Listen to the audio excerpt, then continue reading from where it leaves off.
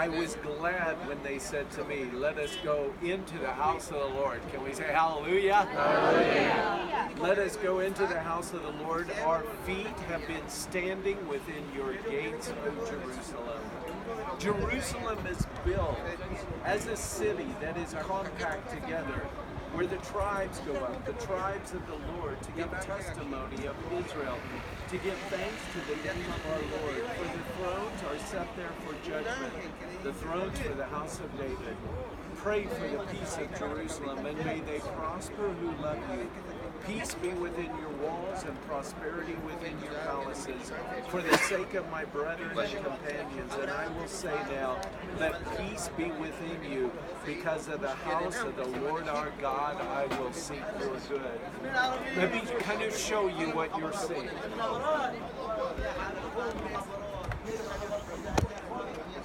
I'm gonna start with where we were. You see the golden domes that look like Russian Orthodox? Down here, the onion-shaped gold domes. All right? Right below that, you see some little gray domes. That's where we just were, the Church of All Nations. That at the base of it is the Garden of Gethsemane. All right? If you move back this way, you'll see a gray domed building with 4 tiny little spires on the corner. Right over here, there's a whole bunch of people walking into it. Do you see it right here? If you go from the gold dome up, I think you can see it from where you are. The gold dome, just go up a little bit. Does everyone see that? That's called Domus Flavius. That's where Jesus stopped and wept. And again, you got to realize the Catholic Church built quote-unquote holy sites over every place, all right? Doesn't mean that Jesus was there. We know he was here, on the Mount of Olives, coming down. What you see here all the way around is a Jewish cemetery, because Jews and Christians both believe that the Messiah will come and stand on the Mount of Olives. So they want to be buried here. You see the little stones that are on top of the graves? In America, if someone goes and visits the grave, what do? Flowers. They take flowers. Here they take stones, because they're not going to blow away and they're not going to die. Okay? So again, this is all a Jewish cemetery. I was here once when the prime minister, a former prime minister like our president, died like at 4 o'clock in the morning. By 10 o'clock, they had wrapped him up in a sheet and he was buried over here. So it's kind of awesome the way, yeah. Yeah. So I was here at that time. That was awesome. So Jesus, remember we were up in Caesarea Philippi. I said it's as far north that Jesus ever went. From there, he came to Jerusalem. How'd he come? On the exact route that we came yesterday, because he ends up going to Jericho. Zacchaeus, I must come to your house, all right? As he's coming up, Bethany is just on the other side of this hill here. Now, Jesus had everything prearranged for his entry into Jerusalem, which for all the world to see, he was proclaiming to be the Messiah. Okay? The Bible tells us there was a great crowd of people that came up from the Galilee. Every Jewish family was to travel to Jerusalem for Passover time. Passover time always corresponds, as I said in the garden, with the full moon.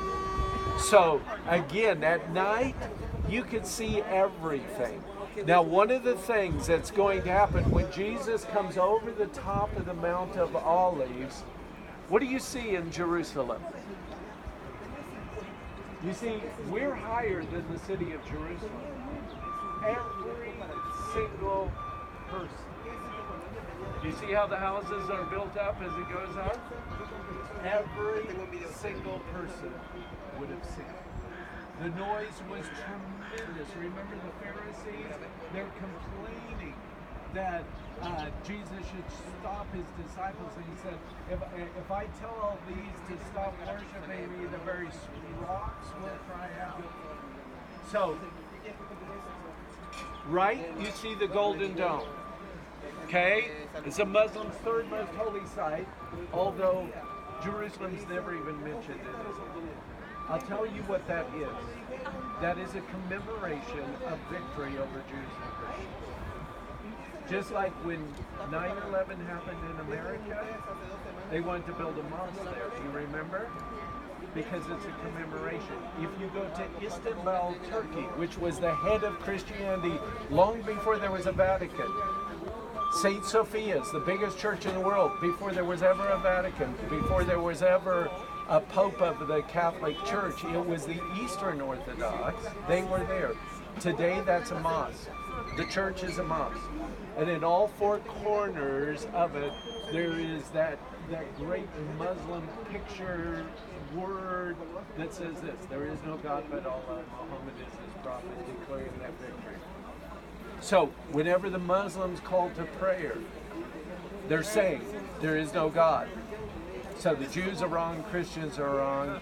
When we go to the Garden Tomb, and it just happened a few years ago, they put that same saying above where the Garden Tomb is.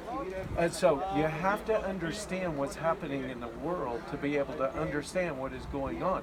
It's not by accident. Okay, as much as the liberals would like to, celebrate our diversity and everything's going to be okay, that's not the way that the real world is. But I want to go back to the Golden Dome now. This is the Aleskis Mosque.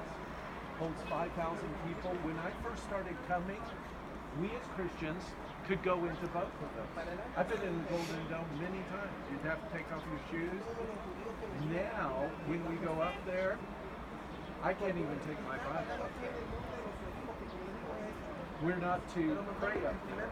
But you know what? I had a little secret. You know what it is?